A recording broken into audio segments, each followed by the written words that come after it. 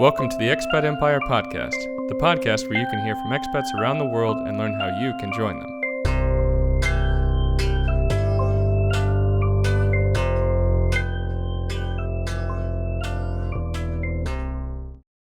Hey guys, before we get to the interview, I want to remind you that we're offering free 30-minute consulting calls to anyone interested in moving abroad. Whether you're thinking about retiring somewhere warm, starting the next chapter of your international career, or even becoming a digital nomad, we're ready to help you think through the next steps in your journey. Send us a message at expatempire.com and schedule a call today. With that said, let's start the conversation. Hey Travis, thanks so much for joining us today on the Expat Empire Podcast. Oh, you're welcome, man. Thanks for having me on. I appreciate it.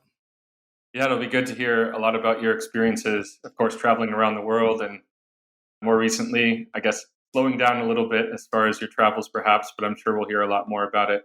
But I'd love it if you could tell us a bit about your background first. So where are you originally from? Where around the world that you've been or lived so far? I'm sure it's a long list, so you can abbreviate it. Yeah. And where you're based right now. That would be great. Awesome, man. Yeah. So 37, I guess, to give some context on like age and how long I've made it on this world, on this journey.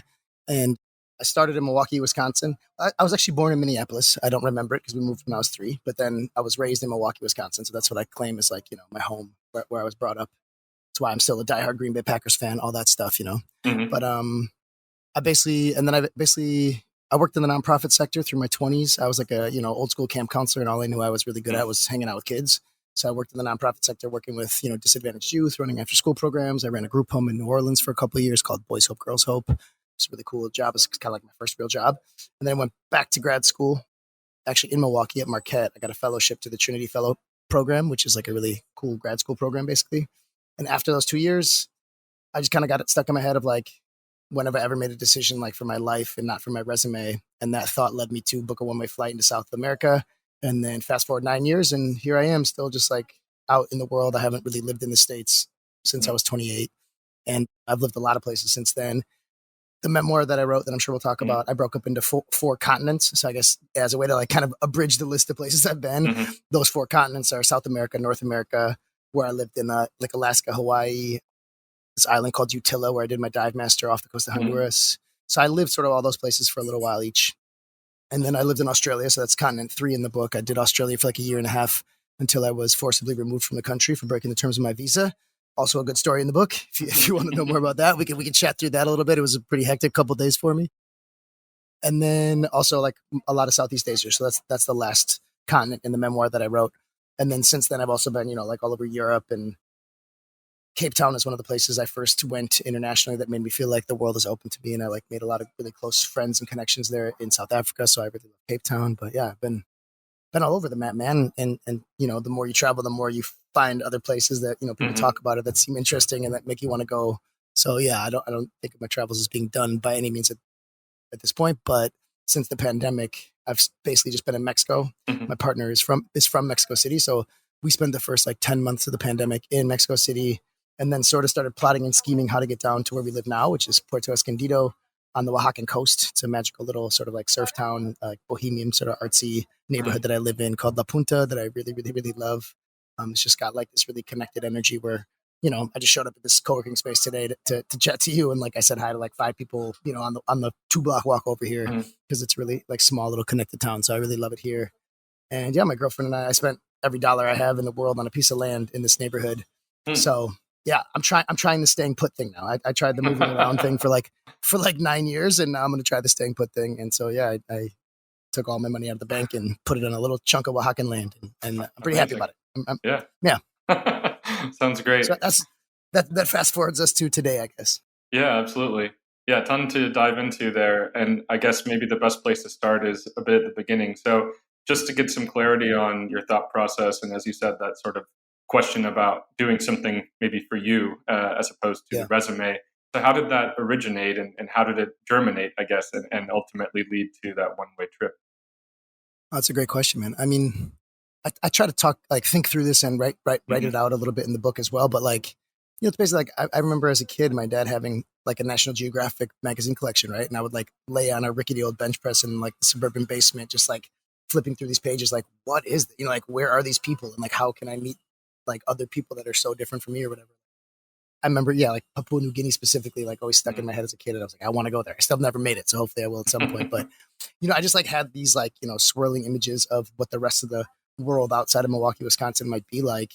And I was always just really curious. And then I did do my fair share of like trying to see as many of the 50 odd states as possible in my like 20s and whatever. And, I went to the Gulf and did a lot of volunteering after Hurricane Katrina. And I tried to see as much of the country basically. But then at some point, like during grad school, that was when I was 26 to 28, I just really felt like I needed to go, use my passport and like go see something beyond Canada, basically. I think that was the only place I'd really been with my passport. And I'd done this trip to South Africa. So that sort of made me feel like, I can have success if I go somewhere even further afield and more exotic, more out of my comfort zone. And then that thought just really planted itself in my brain and started growing. And I couldn't really stop like the feeling of like, I sort of knew that if I took a job with this brand new master's degree in the nonprofit sector, it was going to be like a commitment. It would be like a 3 or 4 or 5 year commitment. And I could see the house in the suburbs and the 3 happy kids and the dog and the fence like following shortly after, right? But I didn't really necessarily want any of that. I just like, it felt like a foregone conclusion if I kept pursuing this like path where my resume was what was dictating every decision I made, right? So I did really just get it sort of stuck in my head. Like all those conversations when you're finishing any degree, like every professor, every, older person, all the baby boomers I know were like, what are you going to do with this degree? Like you got any jobs lined up? Do you want me to put you in touch with this person or that person? And I just started telling people that I was going to South America. I was like, that's how I'm going to answer this question. So like the last semester I had in grad school, I was just like telling people I'm going to go to South America. And I luckily actually had a one-way flight anywhere that Spirit Airlines flew because they had messed me up like a year earlier on a flight.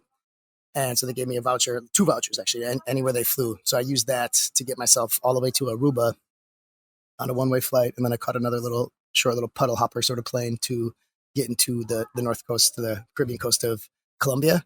And that's sort of where the book starts and where the journey starts. And that was like 9 years ago. I actually just passed my 9-year anniversary on September 5th.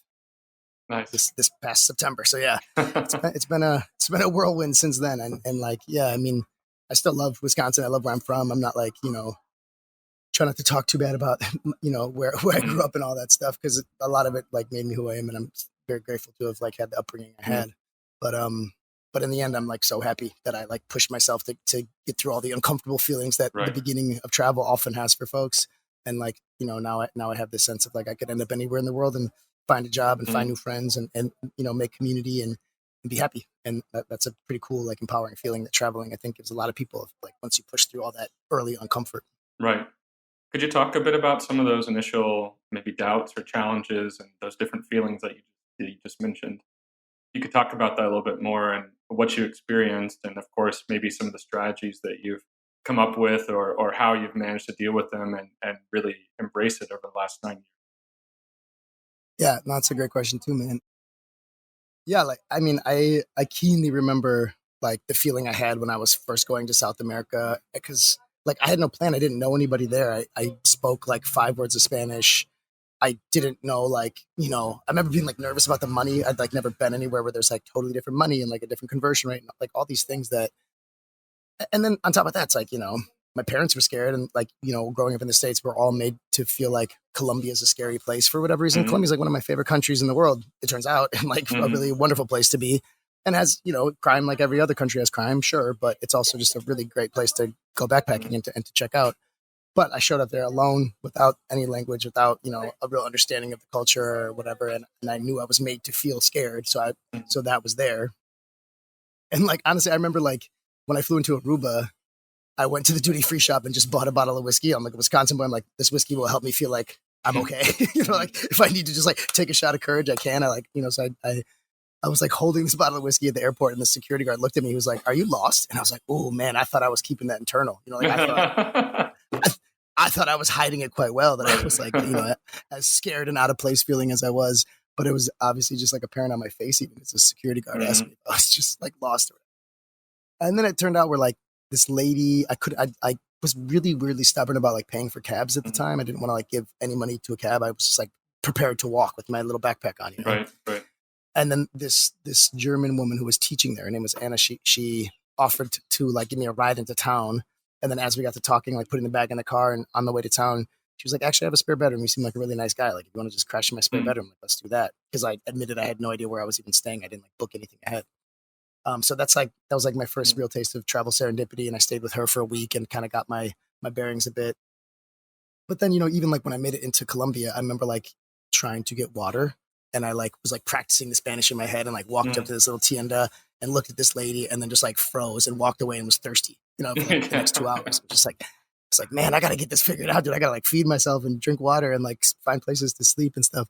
So I totally remember what it felt like in those early days of like just trying, like it's like fake it till you make it almost, right? Like just like keep going, like keep trying to make it. And like eventually you'll settle into this, hopefully, it's like where my optimistic brain kicked in, and thankfully I have that all the time with me. But not, and then like years down the road, like when I did get comfortable traveling, I remember just like always really loving to find like that person that I was in my early travels at the hostel, who like you can tell they're kind of uncomfortable. They maybe their first time away from the States or Canada, wherever they might be from, and I just like always love finding those people and talking to them and making them feel like you got this, man. It's cool. Like, just figure out what you're going to do for dinner tonight and like maybe make a plan for tomorrow, but like you don't have to think that far ahead of any of that, like let's just enjoy. Like we're in a cool place in a foreign country together. Let's just have fun. But no, I totally remember the scared puppy. That's kind of how I described it in the book, as like a scared young pup. And then eventually, I grew into myself as a traveler, and the world felt a lot more open and a lot less scary. But I think it just takes time for anybody, really. Like, I think anybody that tries to act like they weren't scared in the beginning is just totally lying. Like, right. No matter what, it's like you're totally out of your comfort zone. It's totally different than everything you're used to. The language, the money, everything is different. So like it is, I think it's really intimidating. But then that's like that feeling of going from being scared to being comfortable is like exactly where you're growing as a person. And like, that's how you evolve and like right, become more yourself. A better version of yourself. Yeah, absolutely. So it sounds like, of course, you went without much knowledge of the Spanish language, without necessarily much of a particular plan. So how did you really go through the process of figuring out where to go to next? I mean, it sounds like you said a bit of travel serendipity, and of course, you're going to meet different people who might, drag you along for the next adventure, or, someone, like you said, that lets you stay in their house or things like that. But, how did you kind of figure out where it was next? And even as you said, across these different continents. When did you know that it was time to jump on a plane? I guess if I assume at some point that was required, so you had to make a decision there. So just how did you think about sort of the big overarching plan or direction of the trip?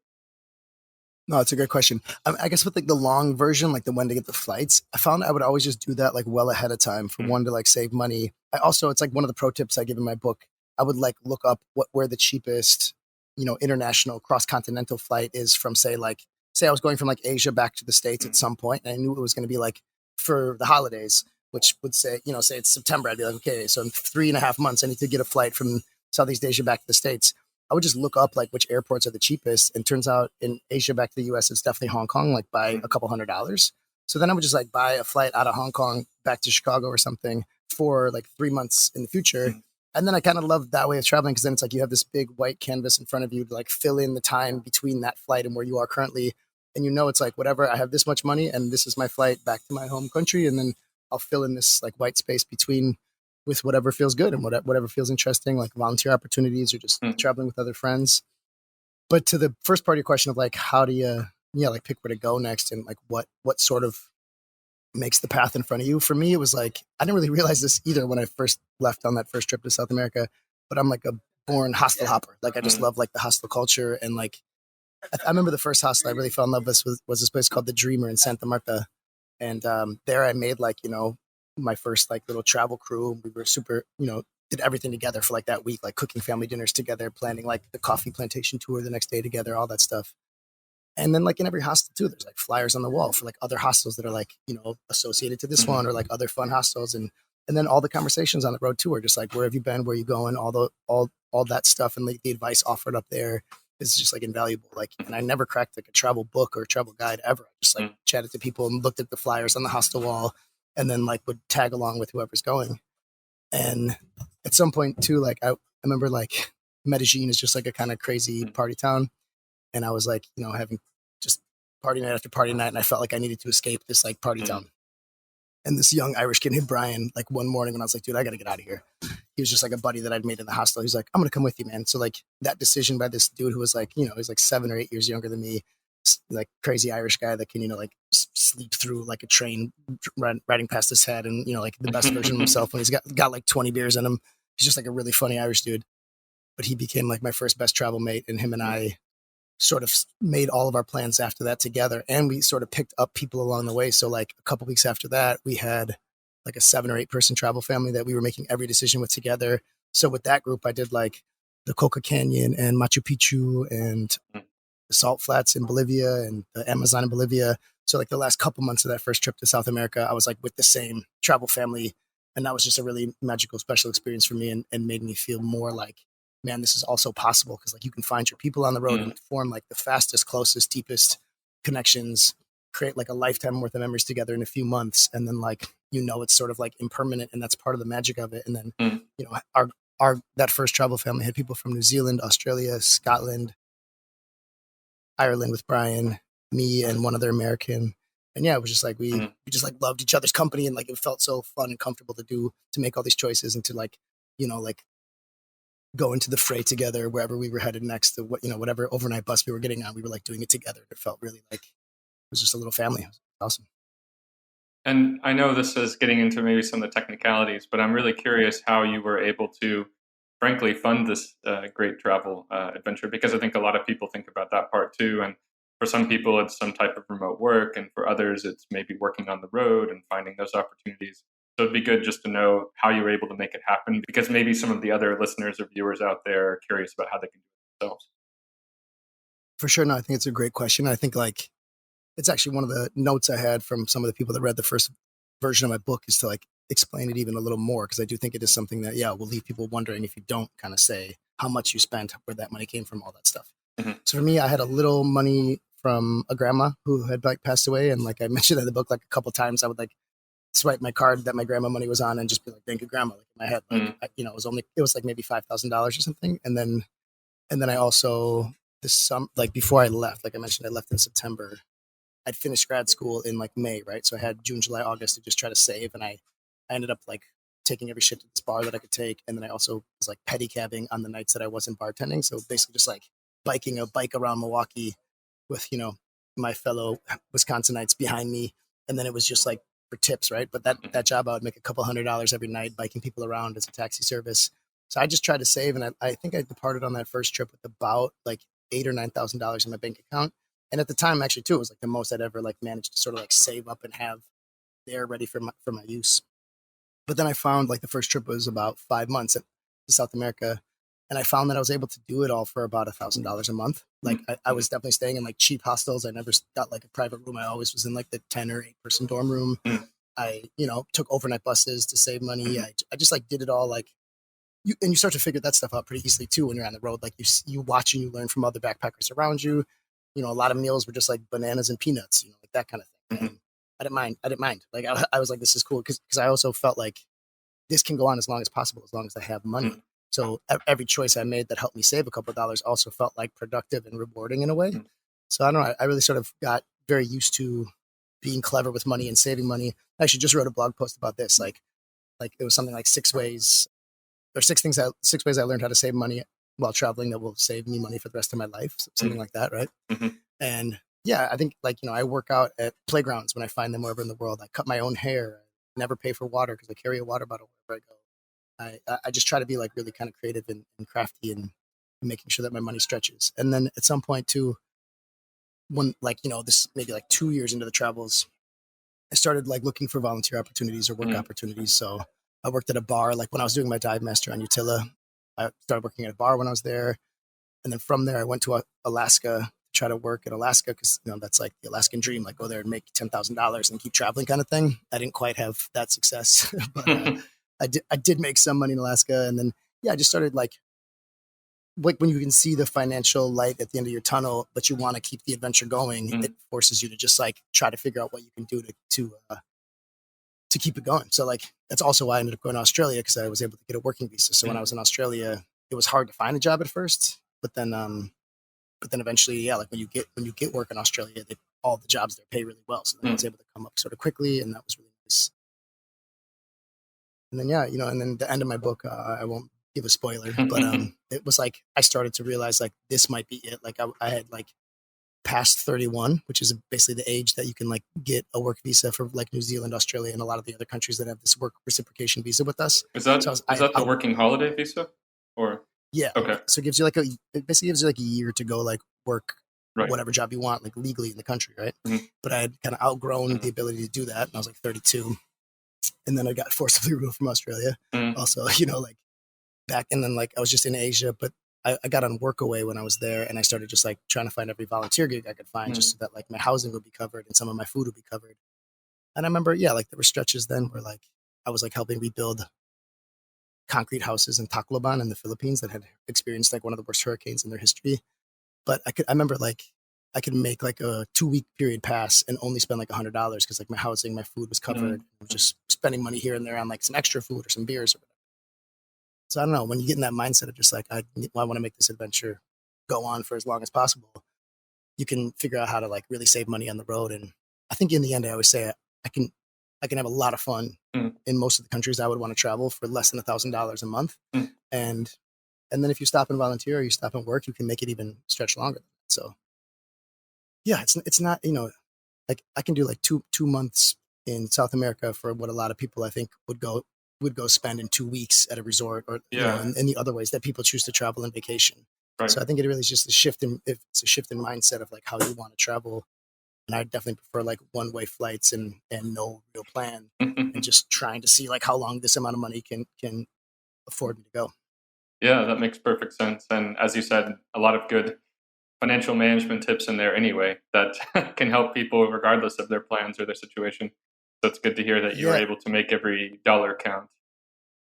Yeah, for sure. And like what I've started to come to realize now is like a lot of those things that you start to do on the road, they stick with you for life. Like I still cut my own hair. I still don't pay for water. I still don't pay for a gym.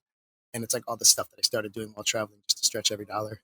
But yeah, I think it's like the way that I'll kind of probably stay ahead of my finances for forever. It's just because of like being creative and using every trick that I can figure out.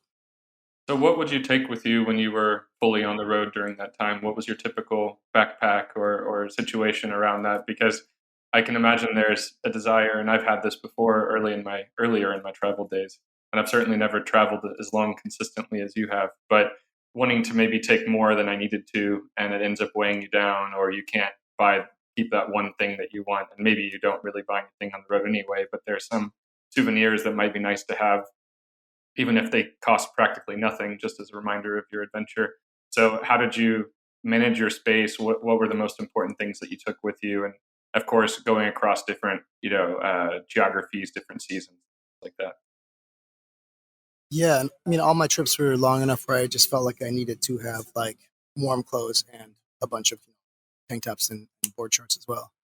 But no, I mean, what my like pack had in it and what I chose to travel with definitely like evolved and kept changing. I think on the first trip, I brought like hiking boots and a tent, and I used the tent like 3 nights in like 5 months.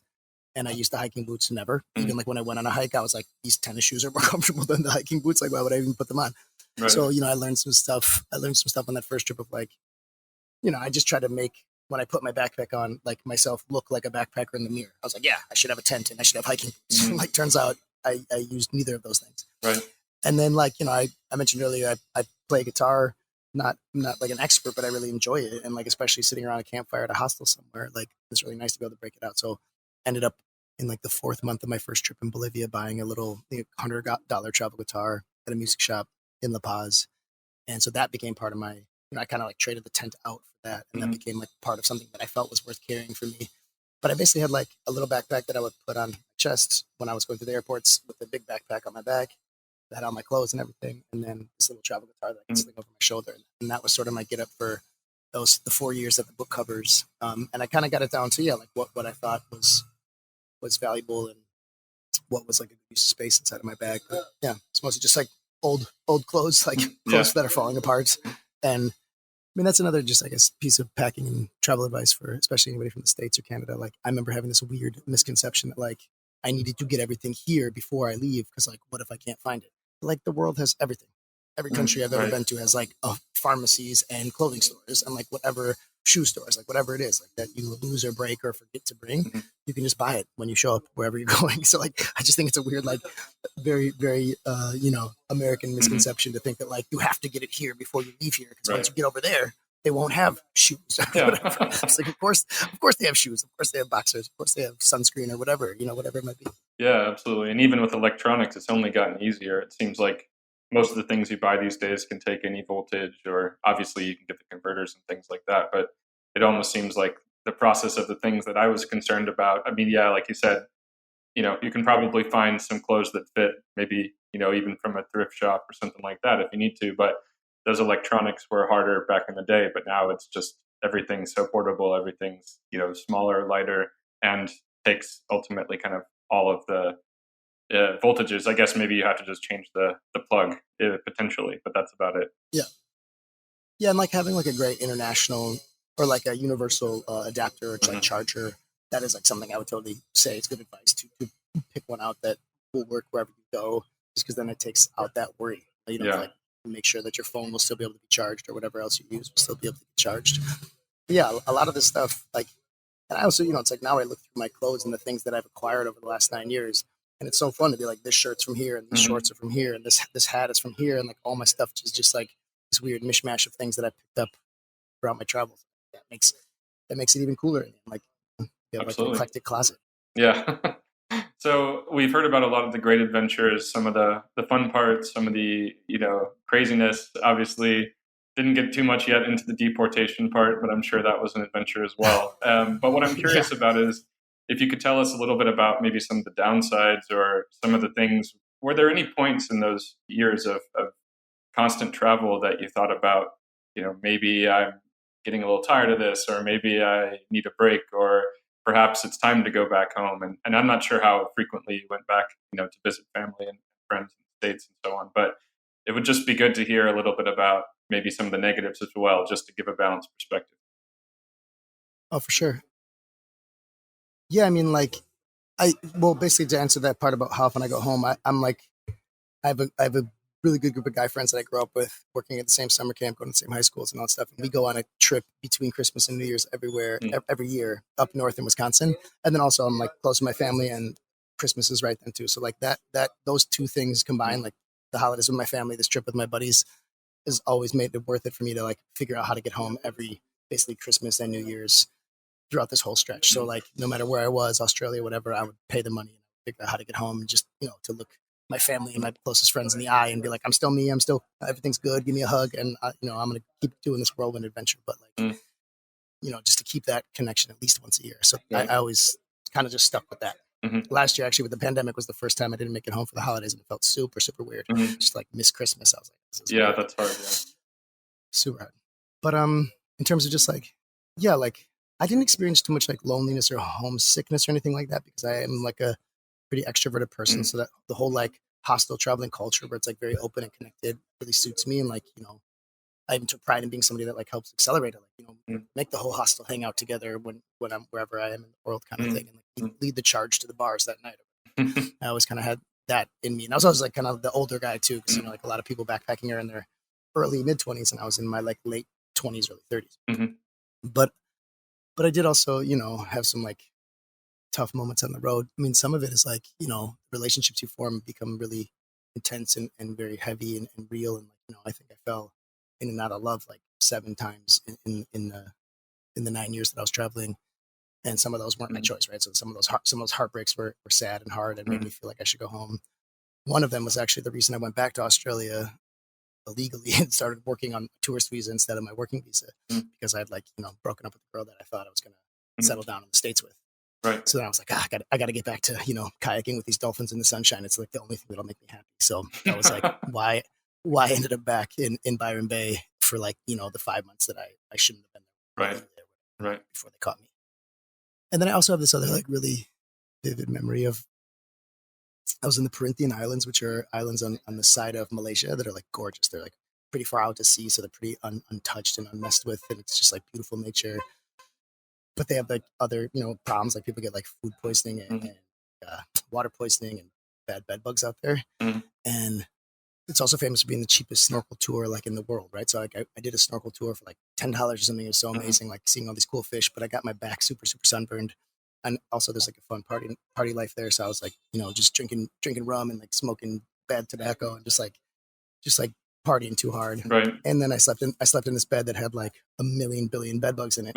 So there's like there's a morning I woke up on that island and I was like so sunburned on my back. I like couldn't breathe through my nose and I was just super sick. Like my whole head felt like it was going to fall off. And I was like covered in infinity bed bug bites. And all the friends that I'd showed up with to that island had like, were leaving that morning too. And I didn't really have a plan. I wasn't sure if I was going to leave or stay or whatever. But I remember after they left, just like laying in this hostel bunk bed, just like feeling so alone in the world. And like nobody here knows me. And I'm in like such rough shape. And I just need to like fix this and like sort my body out. And it was so that was like just one of those hard, like, man, would it be more comfortable or would it be easier to just like be, a high school teacher in Milwaukee? Like for sure it would have been, like right. in that moment. Right. But I don't know, like then you heal up and a couple weeks later I was somewhere else with new friends again. And like, glad I didn't quit, but there's obviously going to always be hard moments or like, I lost 4 or 5 phones. Like every time you get your phone stolen or broken or lost or whatever, it just feels like, like it might drive you to want to quit the whole adventure and call, and like just pack up and go home. But I don't know. I always found it like worth continuing as long as I could figure out how to. I was like, I'm going to just keep this going. Because I was also keenly aware that like at some point it would end. Like now, I'm 37 and I'm here in Puerto Escondido and I plan to stay here. And like, now I am not moving like every, week or every day. So back then when I was, it just felt like, dude, this is a short time. Like say it's 10 years of your life. Like go for it. So I know that eventually you got involved with the organization Remote Year. And so it'd be great to hear about how that all came to be, of course, what you were doing there, what they're all about, and how that can maybe help other people to go abroad as well. Yeah, for sure. No, I love Remote Year and I'm not with the company anymore. They started back up recently. They were bought by Selena, if you know, like the big hostel chain Selena, but they were acquired by Selena. And yeah, now they're starting to run programs again. So give them a Google if you're out there listening to this. But basically, yeah, back at the time when I was just traveling, whoever their director of like Facebook ads and marketing was very good at like targeted marketing because they knew I was a traveler. And every time I opened Facebook, one of the ads there was for Remote Year, right? So after like maybe like the 8th or 10th time I saw it, I just decided to send them a cold email. This is also when I was like running out of money, and I try to think like, well, how am I going to extend these adventures longer? And really at that point that I was in Southeast Asia and I was past the age where I could do like a legal work visa thing, I just had no idea. I was like, man, this might be the end. And I might just end up home for the holidays, like on monster.com on my parents' desktop computer, like looking for a job. So I was like, I saw that vision and I was like, I don't want that to be the case. So I just started applying to like every travel company I could think of. I sent Remote Year a cold email, got an email back, and I was like, hey, I've been like a group leader and I've been traveling for 3 years. Then eventually, a lot of these stories are sort of in that last section of the book, but eventually they flew me out to Koh Phangan. The weekend I got there, it also happened to be a full moon party. So like that first community, like RY1 was 60 or so people, all digital nomads. Basically the platform of Remote Year takes you 1 month at a time around the world. The first, we started running shorter programs eventually, but the first 15 programs Remote Year ran were all actually 1 year. So you would live in 12 cities for 1 month at a time with the same community of like 50, 60 or 70 people, however many people were there. And yeah, when I met that first group, it was a full moon party. So I went to this full moon party. That was also sort of my job interview. Very strange night, very strange story. If you pick up the book, you can read the whole thing. It was kind of bizarre. And then I was just waiting on bated breath for 2 weeks to find out if I'd gotten the job or not. That story is also in the book, so I'll let you read that yourself if you pick up a copy. But in the end, it all worked out quite well for me, and it allowed me to, continue to travel. I really thought it might be over, but then through finding the Remote Year gig, I was able to just keep extending it, and I worked for them for about 4 years until the start of the pandemic. And it's a weird thing because unfortunately travel stopped being possible because of the pandemic, so we had to shut down operations, and our whole team, 120 people, pretty much got let go. But we also were pretty keenly aware that the whole world is getting a remote work experience right now, so if we can get this back up off the ground in the future, we might be perfectly positioned to be a really important thing for a lot of people and be the tool and the way that people can go about figuring out how to become a digital nomad out in the world, not just one that walks down the street to their closest Starbucks or whatever. Right. And So yeah, now Remote, you're starting to run programs again, and I will always wish them the most success ever. I want to pursue my projects here locally in Puerto and some other stuff that I'm working on. So I thought about maybe seeing if I can get my job back. I ended up like as the director of community, which was really just like the coolest job I'll ever have in my life. I was just it was basically like whatever you think will be good for this community, Trav, like convince us, the leadership, and then you can go ahead and do it. And so it was just a Nice. really magical job and like a really cool last 3 years of work for them. And yeah, so when it ended, I was also pretty aware that like I would probably never find a job that felt that good and that I loved that much. So then I was just like, maybe I don't want another job. Maybe I just want to like try to hustle and be creative and become an entrepreneur and figure this out. And that's still where I'm at, sort of. Yeah, that's amazing. I mean, it must have been just incredible, like you said, to find out that you got this job that not only allowed you to keep traveling, but it was somehow seemingly the perfect role for you. I mean, what did it feel like that day when you got that news? It's hard for me to even put myself in your shoes, but I can only imagine. Dude, it's really like one of the best like moments of my life. Like finding out, it was like via text message, and I was in a really rural part of Cambodia in this town that's famous for having like these mini dolphins that swim in the river. So I decided to go there to check out these little dolphins, and I also ran into this French girl that I had a crush on. So yeah, also like right after I got the job, she asked me if I wanted to kiss. She asked me if I wanted to kiss her, and I was like, yes. So like it just was really like one of the greatest like the end of my little life movie. It just like happened perfect. It's like, oh man. And then also just like know that I was gonna go home. I already had this flight home from Hong Kong. That was actually like a real example that I was using earlier. I'd had this flight home from Hong Kong, and I knew that when I got back to the States that I would have like something to tell my parents and something to tell my dad, like, yo, I got a real job, like a really cool job and like cutting edge travel like program. Nice. And like I'm gonna be able to go out back in the world, but like get paid the US salary and like be paid pretty well for this. And like now my expertise on the road and up with all these travels has like led to something. Yeah. Yeah. And that was the part that just felt so validating. Like I didn't really know if it was leading to anything. I felt like it must be. And I was like, I'm doing all this for some greater reason. It's not just like a really long vacation or something, right? Like an extended trip. And then I would go back to the suburbs of Milwaukee and work at a nonprofit or something. It's like, if that's how this ends, that would just be so weird and not feel right. Yeah. So that's awesome. Yeah, it worked out in a really like kind of magical way. It gives the that idea that it's all kind of working towards something, and I think we don't really know what that is. I mean, in a way, we can never know, but there's plenty of opportunities to be surprised, and I think your story is a perfect example. Yeah, and I just like tried to stay positive and optimistic. Like something will work out for me. It has to, like this can't just be like I'm not going to just end up back in the Midwest like looking for a job. I hope this amounts to something. So yeah, I really did feel pretty amazing and pretty like validating. Really, like I was just like, yes, all of this amounted to like the coolest possible thing. Yeah. So I mean, not to jump to the tough part there, but I guess the next thing to ask is just sort of how it was when obviously the pandemic was starting and you realized that things were changing, and especially for the company that you were working for. How did you deal with that transition, and how did you end up in Mexico then more permanently? So yeah, it's a good question. That was hard. So yeah, in 2020, the whole month of January, I was running a month-long event in the Dominican Republic on the North Coast for Remote Year. We were running these like sort of like, we call them nation houses, where like people, like groups of like 10 to 20 would go somewhere that was like off the regular Remote Year itinerary, usually with me, and I would plan the experience and rent the whole like whatever we had, like the hostel or the little hotel. I'd figure out all those relationships and stuff. So it's still like such a fun gig and fun part of my life. Like that month in the DR was amazing. But then I had a partner in Mexico City. She also was working for Remote Year. She was the head of operations for Mexico City. And then I made it back there in February, was planning to spend like a month with her in Mexico City. But I was like planning like an Estonian island takeover. We were going to rent this island in Estonia and have like a 3-day party there for our whole community.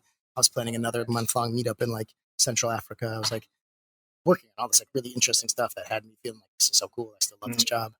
But then, yeah, we all got let off like 1 week in March, like pretty much the whole company. Like half of us got let off 1 week, and then a week later they just let the other half go. And it was like, yeah, this isn't going to be possible for a long time to travel. So we need to like whatever make these decisions that are really hard, obviously. And yeah, for me, it really rocked me to the core because like it was not only my job, it was like my identity, it was my friends, it was my schedule, it was like my travel plans, it was my everything. It was tied into this like Remote universe. So when it all just like got taken away and disappeared overnight, I was shook. I like didn't know like really who I was in the world, or like I had to refine that. Hmm. So luckily I had been working on a book, and Hmm. then I like was able to put a lot of my like, restless energy Hmm. into the book.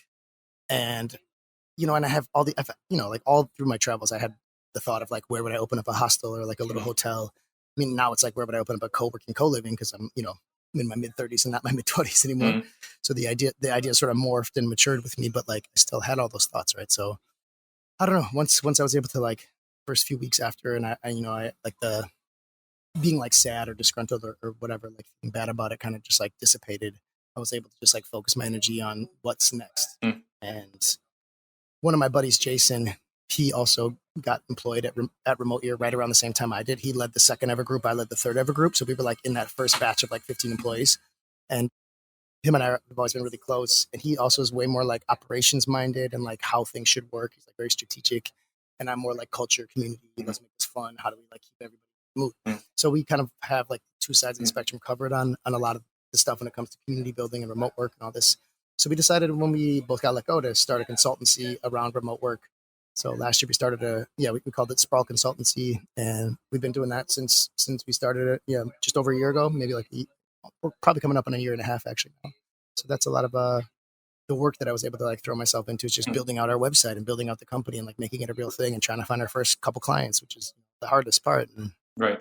But now we have like a little client base, and we're throwing a bunch of like virtual holiday parties for companies this year coming up. Because Cool. Hmm. we are pretty good at making virtual things fun, because we have a lot of experience with it, having gone through Remote Ear for the Right. first 4 years that it existed. And but it did take a while. It's a really good question too, because like it was like every aspect of my life Mhm. was tied up into Remote Ear when I was fired. So like trying to figure out what like how to rebuild my little like house of cards and like what that was going to look like and what it was going to include was like a long kind of difficult like process for those first few months of the pandemic. But in the end, I'm like super happy with it. Yeah. Jason and I used to also always joke like, what is the best way this would end? Because I was like, I don't think I'm ever going to quit this job. But what am I going to be, like a 55-year-old like community director? Like, Right. like I just didn't see like the ending. I didn't see how it was going to continue to evolve. So we'd always joke. I'd be like, man, to me, it'd be like riding our horses off into the sunset, and like it's not our fault. It's not up to us that like it ended or whatever. And that's kind of what happened because Yeah. like the Yeah. pandemic's like, we both, rode our proverbial horses off into the sunset and then started something new based on the amazing experience we got at Remote Ear. So really it was sort of like the perfect end, and it pushed me in a new direction. And now I'm like, trying this entrepreneurial, make it up as you go type of path. And Right. I'm very happy. I'm very happy doing it. So yeah, it all worked out in the end. It was a really tough first few months, I guess, but yeah, it's all worked out. So you've been building this remote business, which is great, but also you've decided to stay more permanently in one location. So of course the pandemic has slowed you down a bit, but at the same time, it sounds like you've bought some land. You're more serious about staying there in Mexico. So what was your reason for doing that? That's a good question. I love Mexico. That's part of it. My partner's from Mexico as well. And so like being my partner makes like whatever dream we have here more possible. Like we're not, I was able to buy land without having to go through a lot of the hurdles that like other expats or people from the States would have to go through. So it just all felt possible. And also like, there's so much I love about consistently traveling and continually moving. And like, I do have that feeling a little bit like I'm a shark. Like I need to keep moving, otherwise I'll die or whatever. Mhm. So I'm really trying to just get comfortable with the idea of like maybe try staying put and try to make the best of that. And like, like I mentioned earlier, I play music a few times a week in my little town.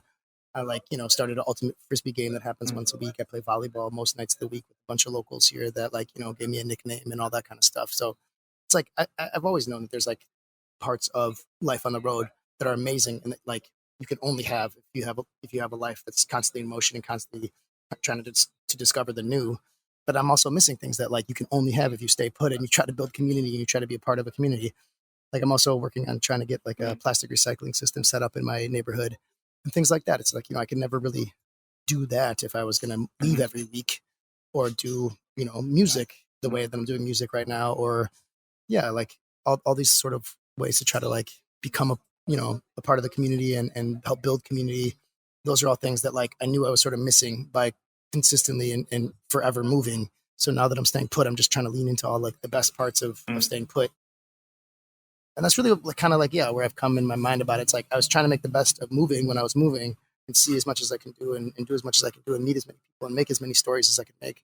And now that I'm staying put, I'm like just trying to think of it in that way, like lean into like making the best of staying put and try to, do as many things here in the community and with the people that are around me here as possible. And that feel really good as well. So I'm just trying to make the best of this different version of also great life. Yeah, that's perfect.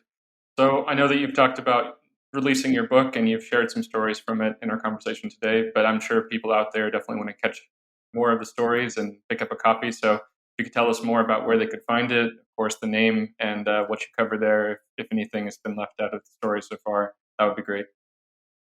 No, thanks. I think hopefully if you've been listening this far, you kind of get an idea of what's in the book, but the book is called Not That Anyone Asked, a travel memoir about sex, drugs, love, and finding purpose. So there's a lot of sex, drugs, love, and also finding purpose throughout the book. There's 20-some countries covered in the book. And like I mentioned earlier, it's broken up into 4 continents. So yeah, it's like, I wrote it over 4 years. It's like definitely the thing that I've created in my 37 years on this planet that I'm most proud of. And yeah, I self-published it like a little under a year ago, but it's already got like 125 5-star reviews, and it's getting like some good praise out there in the internet. So it feels good to have it kind of out in the world. But you can find it on Amazon. You can find it. I have a website that's just traviswking.com. So you can find it. It's linked in my website throughout the whole website, obviously. But also if you just Google Not That Anyone Asked travel memoir, it should pop right up. And you can get it on either Kindle or paperback.